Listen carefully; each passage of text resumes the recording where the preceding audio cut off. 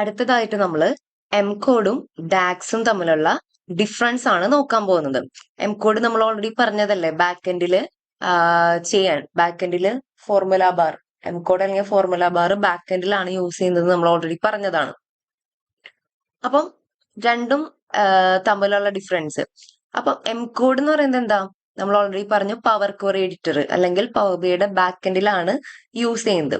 Main ആയിട്ട് ഇത് എന്തിനാണ് യൂസ് ചെയ്യുന്നത്, ഡാറ്റ പ്രിപ്പയർ ചെയ്യാനും അതുപോലെ ട്രാൻസ്ഫോർമേഷൻ നടത്താൻ, എക്സ്ട്രാക്ട് ചെയ്യാൻ, ലോഡ് ചെയ്യാൻ, അതിനൊക്കെയാണ് ഇത് മെയിൻ ആയിട്ടും ഡിസൈൻ ചെയ്ത് വെച്ചിരിക്കുന്നത്.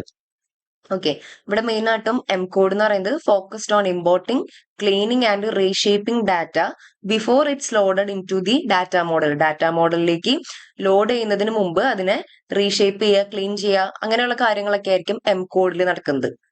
ഓക്കെ, ഡാക്സിലേക്ക് വരുമ്പോ എന്താ, ഡാക്സ് എന്ന് പറയുന്നത് നമ്മൾ പവർ ബിയുടെ ഫ്രണ്ട് എൻഡിലാണ് യൂസ് ചെയ്യുന്നത്.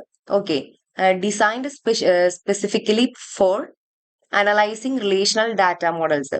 അപ്പം ഡാക്സ് എന്ന് പറയുന്നത് മെയിൻ ആയിട്ട് എന്തിനാ യൂസ് ചെയ്യുന്നത്, ഡേറ്റ അനലൈസ് ചെയ്യാനും അതുപോലെ കാൽക്കുലേഷൻസ് ചെയ്യാനും വേണ്ടിയിട്ടാണ് യൂസ് ചെയ്യുന്നത്.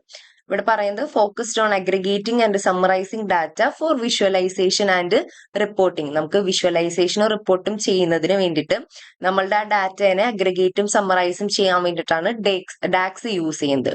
ഓക്കെ, അപ്പം ഡാക്സ് എന്ന് പറയുന്നത് ഫ്രണ്ട് എൻഡിലും എം കോഡ് എന്ന് പറയുന്നത് പവർ ക്വറി എഡിറ്ററിലാണ് യൂസ് ചെയ്യുന്നത്. ഓക്കെ.